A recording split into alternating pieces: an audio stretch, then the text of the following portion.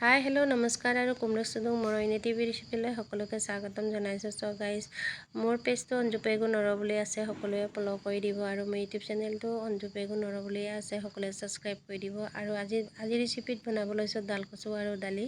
আৰু এতিয়া দালি লগাইছোঁ। প্ৰথমে মই দুদিনমান ডাল কচু শুকাই থৈছিলোঁ ৰ'দত, তাৰপিছত আজি বনাইছোঁ। আৰু এয়া লৈছোঁ মই জালুক, নহৰু, আদা, জলকীয়া।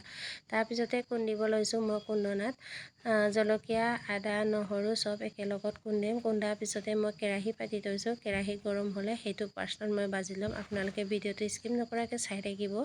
এয়া দেখিছেই নহয় আপোনালোকে, প্ৰথমে খুন্দি লৈছোঁ মই, তাৰপিছতে কেৰাহী পাতি থৈছোঁ। তাৰপিছত সৰিয়হ তেল দিছোঁ, এইটো পিয়ৰ মিঠাতেল পেৰি থৈছিলোঁ। তাৰপিছতে ইয়াত জালুকটো ভাজি, তাৰপিছতে মই বইল কৰি থৈছিলোঁ কচু, ডাল কচু।